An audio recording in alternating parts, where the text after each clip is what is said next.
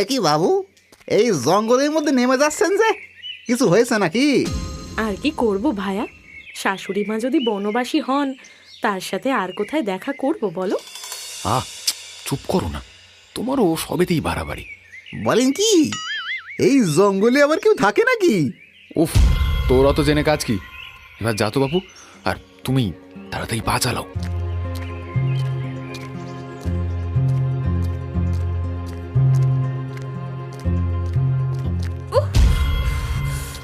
আর একটু হলেই পড়ে যেতাম। সত্যি বাবা, বলিহারি তোমার মাকে। সারা পৃথিবী ছেড়ে ওনার এই জঙ্গলের মধ্যে এসে থাকতে হলো। আরে এত চটে আছো কেন? এতে আমি কি করব বলো তো? তোমার মায়ের এই সৃষ্টি ছাড়া কাজের জন্য লোকের কথা শুনতে শুনতে আমি শেষ হয়ে গেলাম। কেউ আবার ভাবে আমরাই বুঝি তাকে তাড়িয়ে দিয়েছি। আরে ধুর বাবা, চুপ করো তো। এক কথা বারবার শুনতে যেন ভালো লাগে না। যেই কাজটা করতে এসেছি সেটা করে বাড়ি চলো, ওদিকে আবার অনেক কাজ পড়ে রয়েছে।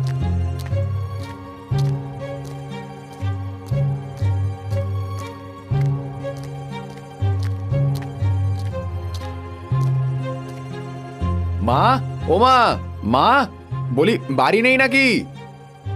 ও মা, নন্দ এলি নাকি? আরে এ তো দেখে বৌমাও এসেছে। কতদিন পরে এলে বৌমা।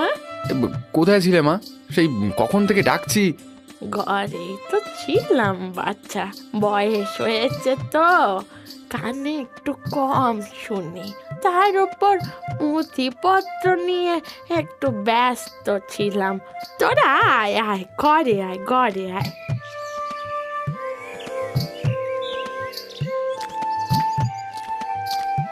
হ্যাঁ মা, যেই জন্য এখানে আসা। শোনো, তোমার নাতির বিয়ে ঠিক হয়েছে আগামী অগ্রহায়ণের 25 তারিখ। কি? তুই তুই কি বললি নন্দ? বিয়ে? তাও তাও আমাদের পরিবারে? তুই কি পাগল হলি? উমা, ও কথা কেন বলছো তুমি? কেন বলছি তুই বুঝতে পারছিস না নন্দ? তোর প্রথম বিয়ের সময় কি হয়েছিল তুই কি ভুলে গেলি? প্রথম বিয়ে মানে তোমার তোমার আরো একটা বউ আছে? ও মা গো, এ কি সর্বনেশে কথা গো! আরে ধুর বাবা, পুরো কথা না শুনেই চেঁচাও কেন এত? বিয়ে হয়নি, বিয়ের আগেই অমঙ্গল, ঘোর অমঙ্গল হয়েছিল বৌমা। আমাদের বংশে ছেলের বিয়ের আগে অমঙ্গল কাটাতে হয়, নইলে সর্বনাশ হয়। আমার কথা শোন নন্দ, এই বিয়ে দিস না। উফ, এসব কুসংস্কার মা, এখনকার দিনে এগুলো কেউ মানে না। তুমি জঙ্গলের মধ্যে থাকো তাই তোমার মনে সব বস্তা পচা জিনিস জমে রয়েছে। হ্যাঁ, আপনার নাতির বিয়ে, আপনি এসে আশীর্বাদ করে দিয়ে যাবেন, ব্যাস। অত কথাই আপনার কাজ কি? এই এবার চলো তো, মেলা কাজ পড়ে রয়েছে আর যত সব। দিস না, দিস না, এই বিয়ে তোরা দিস না, বংশে অভিশাপ আছে, অভিশাপ।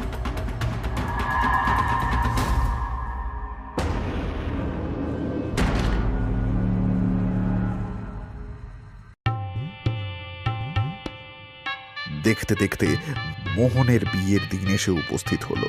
বরযাত্রী নিয়ে মোহন বিয়ে করতে রওনা দিল, কিন্তু কিছুটা পথ যেতেই তারা দেখল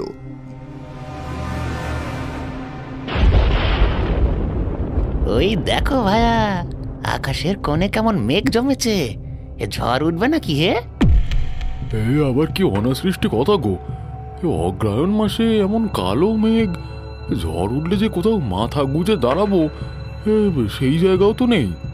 ঠিক তখনই যেন এক রাশ কালো অন্ধকার আকাশের বুকের থেকে মাটিতে নেমে এলো। চারদিক ঘন ধুলোর চাদরে ঢেকে গেল। শুরু হলো তুমুল ঝড়। সকলে পরিত্রাহী চিৎকার করতে করতে ছুটতে শুরু করলো। ওরে ওরে, ঝড় উঠেছে, ঝড়! কে কোথায় আছো? পালাও পালাও, ঝড় উঠেছে! কে আছো? বাঁচাও বাঁচাও! বাপরে বাপ, কি কাণ্ড বলো দেখি! এ কথা নেই, বার্তা নেই, এত ঝড়!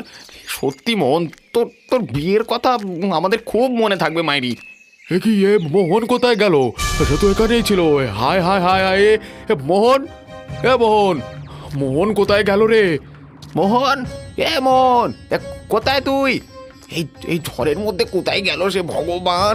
এবারে আমরা নন্দ দাদাকে কি বলবো?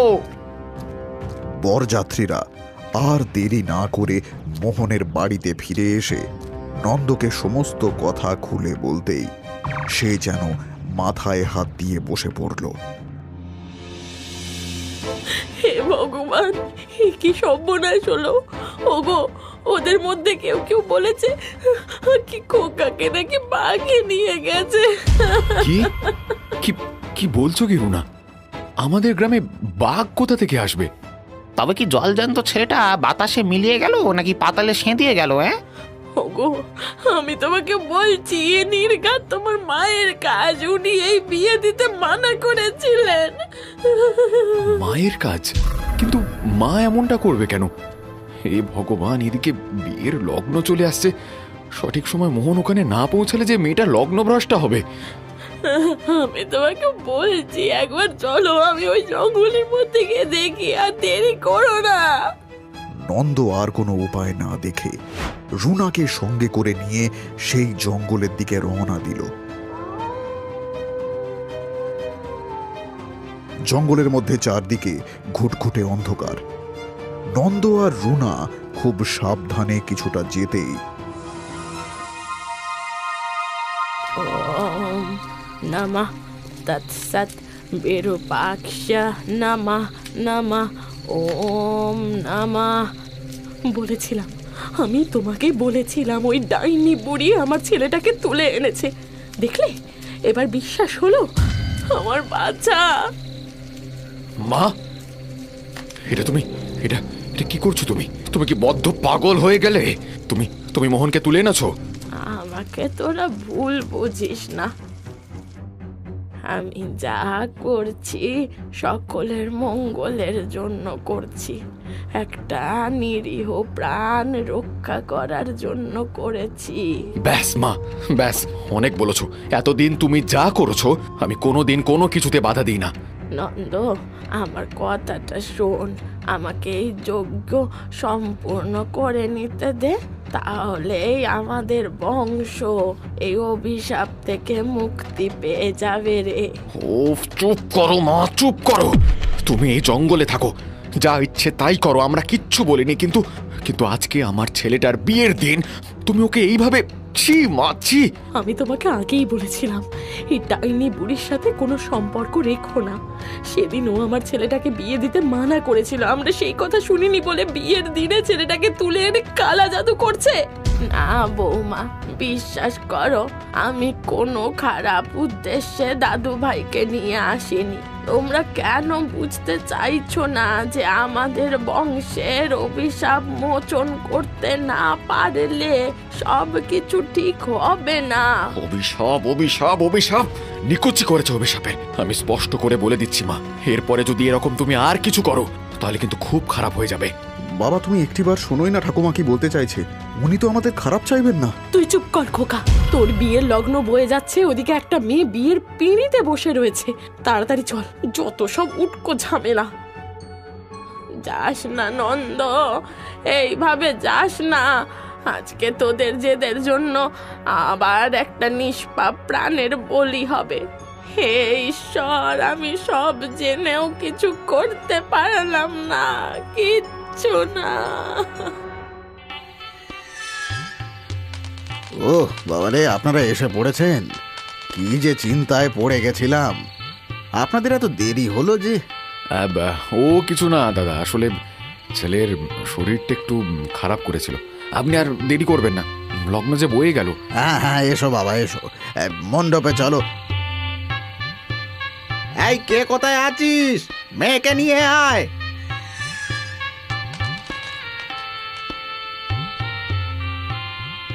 না বাবা, নাও, এবারে সিঁদুর দান করো। মোহন সিঁদুর পরাতে যাবে,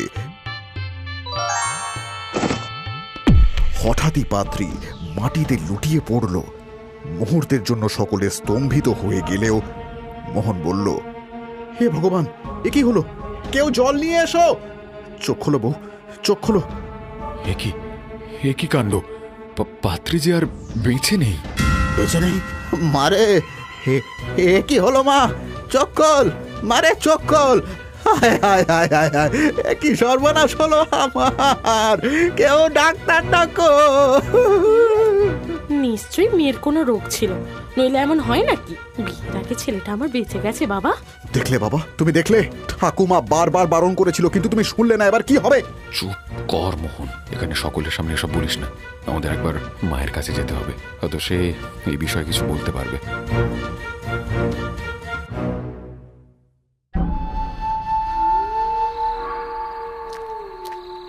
কি রে, তোরা এসে গেছিস বাবা? 2 মিনিট দাঁড়া, আমি পুজোটা শেষ করে নি। মা, আমরা আবার আসবো সেটা তুমি জানতে? জানবো না কেন রে বাছা? আজ আর একটা নিরপরাধ মেয়ের বলি হলো। কতবার বললাম, তোরা শুনলি না। ঠাকুমা, তুমি জানো আমার হবু বউ বিয়ের আগেই? হ্যাঁ বাছা, সিঁদুর দানের আগেই মা লক্ষ্মীর বিসর্জন হয়ে গেল। এটাই তো এতদিন ধরে হয়ে এসেছে। কত লক্ষ্মী যে ওই হাঁড়ি কাঠে প্রাণ দিয়েছে তার ঠিক নেই। মা, এসব কি বলছো কি তুমি বলো তো? আমরা যে কিছুই বুঝতে পারছি না। লক্ষ্মী, বলিদান, এসবের মানে কি? হ্যাঁ নন্দ, আমাদের বংশের এটাই তো সেই অভিশাপ। এই বংশের প্রতিটা ছেলের প্রথম বউয়ের মৃত্যু অনিবার্য। কেউ একে খণ্ডাতে পারেনি। আমি তোর বাবার দ্বিতীয় স্ত্রী ছিলাম, বৌমাও তোর দ্বিতীয় স্ত্রী। কি বলছো কি ঠাকুমা? তার মানে আমাদের বংশে ছেলেদের যখন প্রথমবার বিয়ে হয়, সেই স্ত্রীর মৃত্যু হবেই? কিন্তু কেন ঠাকুমা? বউরা তো ঘরের লক্ষ্মী হয়। সেটাই তো প্রহসন বাছা। এর পেছনে অনেক বড় কাহিনী রয়েছে। আমিও এই বিষয়ে কিছুই জানতাম না। একদিন এক সিন্ধুকের মধ্যে তোদের পূর্বপুরুষদের লেখা এক পুঁথি খুঁজে পাই। সেখান থেকেই সবটা জানতে পারি। কি কি সেই কাহিনী মা? বলো, আমরা জানতে চাই। আজ থেকে বহু বছর আগে শ্রীমন্ত বর্মন নামে তোদের এক পূর্বপুরুষ এর জন্য দায়ী। তিনি ছিলেন অতুল ঐশ্বর্য আর সম্পদের অধিকারী। তার 5 মেয়ে ছিল। যখন ষষ্ঠবার তার স্ত্রী গর্ভবতী হলেন, তখন তিনি তার স্ত্রীকে বললেন, রত্না, এবারে তুমি আমাকে পুত্র সন্তান দিতে পারবে তো? সেটা আমি কি করে বলবো? আমি তো আগেও 5 বার সেটাই প্রত্যাশা করেছিলাম, কিন্তু ভগবানের ইচ্ছের সামনে কার কি বা করার থাকতে পারে? ভগবান, ভগবান, ভগবান! কে বলেছে ভগবানের ইচ্ছের বিরুদ্ধে কিছু হয় না? আমার এই অতুল ঐশ্বর্য, অপার সম্পদ কে ভোগ করবে? এসবের উত্তরাধিকারী কে হবে সেই চিন্তায় চিন্তায় পাগল হয়ে যাচ্ছি আমি রত্না। কিন্তু এর আগেও তো তোমার দাদা বা ভাই সকলের মেয়ে হয়েছে। সেটাই তো দুঃখের বিষয় রত্না। আমাদের বংশে যেন মেয়ের অভিশাপ লেগেছে। কি কি কি দরকার, কি দরকার কি মেয়ের? দরকার নেই আমার। আমার ছেলে চাই, ব্যাস। এ তুমি কি বলছো গো? মেয়ে হোক বা ছেলে, তারা তো আমাদেরই সন্তান। তুমি দেখো, আমাদের মেয়েরাই আমাদের সমস্ত সম্পত্তির রক্ষণাবেক্ষণ করবে। তুমি মিছেই ভাবছো। বোকার মতন কথা বলো না রত্না, বোকার মতন কথা বলো না। মেয়েরা বিয়ের পরে শ্বশুর বাড়ি চলে যাবে, কিন্তু ছেলে হলে তারাই হবে আমার বংশধর। না, এইবারে আমাকে কিছু একটা করতে হবে। সে কি? তুমি কি করবে গো? সেটাই যেটা আমার অনেক আগে করলে ভালো হতো। তাহলে 5-5টা মেয়ে আমার ঘাড়ে এসে বসতো না। কাল পিশাচের আরাধনা করব আমি, কাল পিশাচ। এই বলে শ্রীমন্ত ক্ষিপ্রপদে ঘরের থেকে বাইরে বেরিয়ে গেল, আর পুরনো পুঁথি খুলে নিয়ম অনুসারে কালো কয়লা দিয়ে এক ভয়ঙ্কর দর্শন দৈত্যের মূর্তি তৈরি করে সেটার আরাধনা করতে বসলো। তখন রাত 2টো। শ্রীমন্ত উচ্চস্বরে মন্ত্রোচ্চারণ করছিল। হঠাৎই এক শন শন শব্দ শোনা গেল। রোম হ্রোম নমঃ কাল পিশাচ নমঃ স্তুতে। Rome Rome.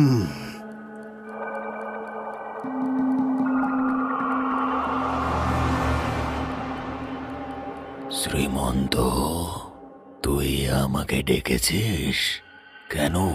বল বল কি চাস? আপনি আপনি এসেছেন প্রভু?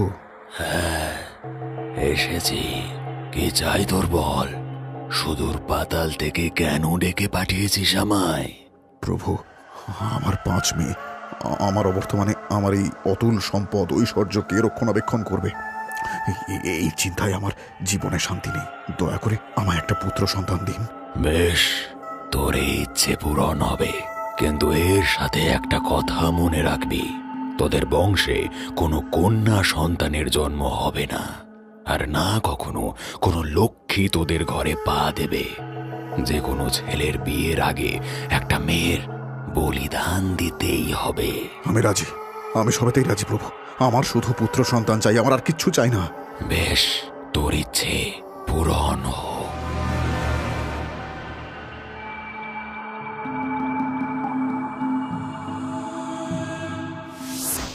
সেই দিন থেকে এই বংশে যেন গ্রহণ লাগে, আর এই বংশে কোনো কন্যা সন্তান জন্মায়নি। জন্মেছে কেবল পুত্র, আর সেই পুত্রের বিয়ের সময় প্রতিবার সিঁদুর দানের সময় মৃত্যু হয়েছে নিরপরাধ এক লক্ষ্মীর।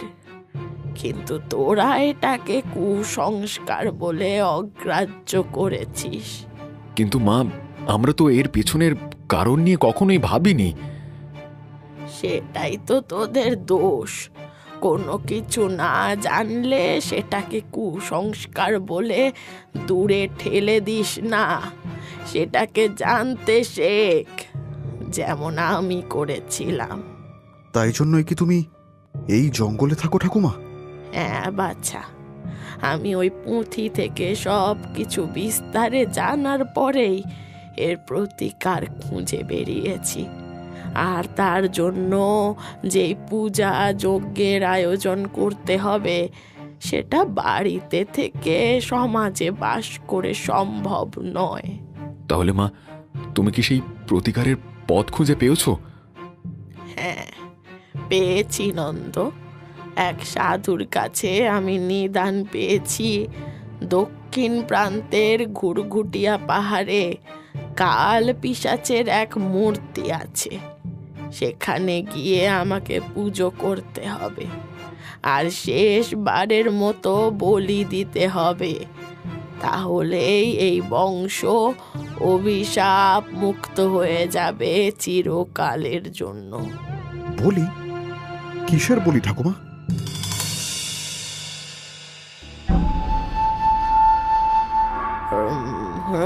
নমঃ কাল পিশাচ নমঃ স্তুতে হ্রম।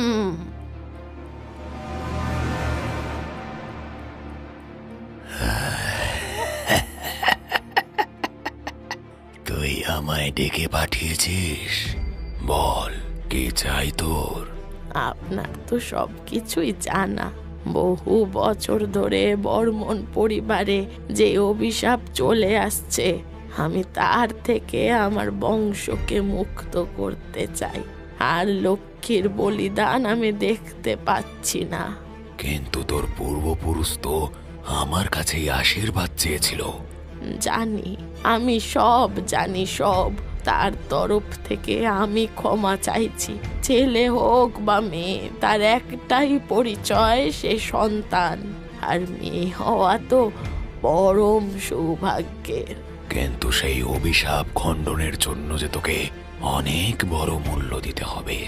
আমার রক্ত চাই, রক্ত। আমার বংশকে অভিশাপ মুক্ত করার জন্য আমি সব কিছুই করতে রাজি। আপনি যা বলবেন আমি তাই করব। তবে তোর রক্তেই আমার মূর্তিকে স্নান করাতে হবে। স্নান। তবেই মুক্তি সম্ভব, তবেই মুক্তি সম্ভব। মুক্তি।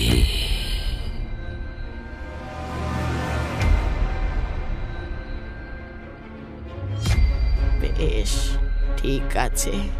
আমার বংশের অভিশাপ মুক্তির জন্য আমি নিজের প্রাণ বলিদান দিতে প্রস্তুত। এই বলেই বৃদ্ধা তার কাছে রাখা ছুরিটা বের করে নিজের হাতের উপরে রাখল। মুহূর্তের মধ্যে রক্ত ফিনকি দিয়ে ছিটকে পড়ল মূর্তির গায়ে। বৃদ্ধা অজ্ঞান হয়ে মাটিতে লুটিয়ে পড়ল। মুক্তি, মুক্তি।